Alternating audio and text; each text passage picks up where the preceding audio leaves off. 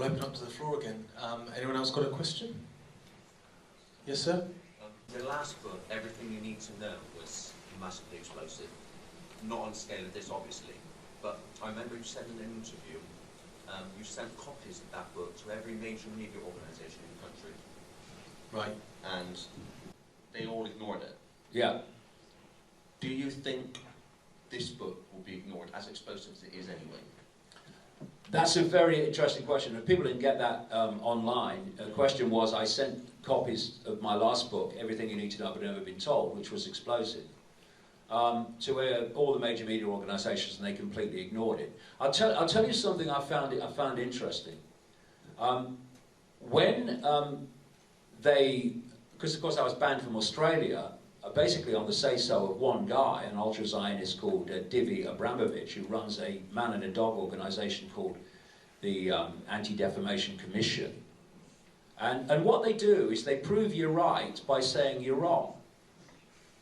No, you can't say that we are, people like him have too much power, and because you've said that, I'm going to have you banned from Australia. You know what I mean? It's like, well, you've proven me right then.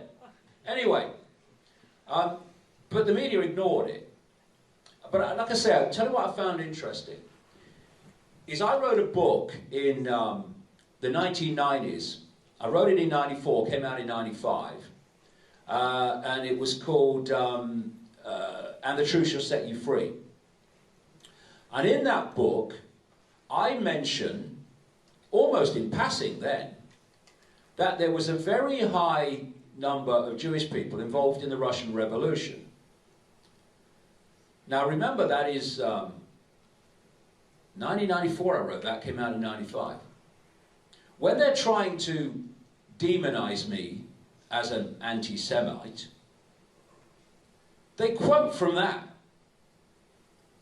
They don't quote from much more recent books, which factually expose so much that they wouldn't want exposed. They don't quote from them. It's like, well, just forget those exist. Please. We'll quote from this one. And there is a chance that they'll try to ignore it, absolutely. Because the more they attack me for it, the more people will be aware of it and say, well, what are they attacking him for? Let's have a look at this. And by the way, on that thing about the Russian Revolution, it's an interesting point. I quote this in the book. You know, as long ago as 1920, literally in the wake of the Russian Revolution, there was an English writer who went back to the original documents of the revolution. And he found an extraordinary number of Jewish people involved in the revolution. It was an extraordinary percentage from the original documents. And so when you mention that, people would say, see, he's an anti-Semite. But there's another question to answer here, or to ask here, which relates to what I've just said. And it's this. Given that there were so many Jewish people involved in the Russian Revolution at the core, how come that after that revolution, Jewish people were subject to horrific treatment in Russia? Why? That's the question. And the answer is this, in effect. Those Jewish people involved in the Russian Revolution, which was all connects into the Rothschilds, all this Sabbatean Frankism that I'm talking about, were not Jewish, overwhelmingly. They were Sabbatean Frankists who hate Jews.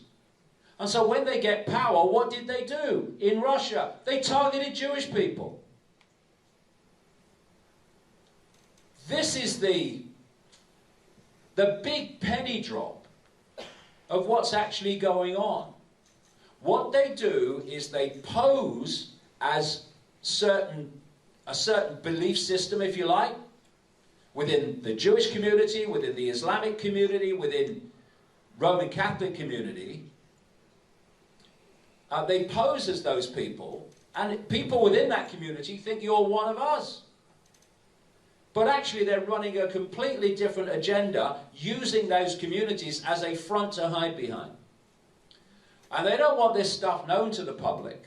This is why these Jewish sources that I quote in the book for all this were marginalized and found it very difficult to get this stuff out to a wider audience.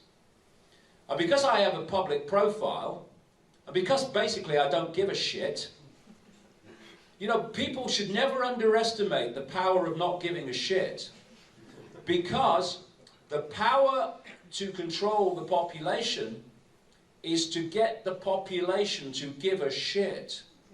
That's where fear of the consequences comes, in terms of, I know it's right, I know I should be putting this out, but what are the consequences for me? Because they give a shit. I don't. I'm consciousness, like we're all consciousness. I'm having a brief experience in a narrow band of frequencies we call the world, and then I'm going to explore forever, as we all do. What happens to me in this brief 70 years and 10? Yeah, just an experience. And if taking consequences and abuse is what's necessary to get this information out, well, fair enough, we'll do it. Because the alternative is not getting the information out, and for me, that is not an alternative. There is a chance that they'll ignore it, and there is another chance, especially if the book starts to get out, and I tell you what, the interest in this book has been like no other, right? Phenomenal. Right into mainstream society. They may think, no, we can't ignore this one. And then they'll go for demonization overwhelmingly. And once again, I won't give a shit. I've been demonized and abused for 30 years. In one ear and out the bloody other, to me.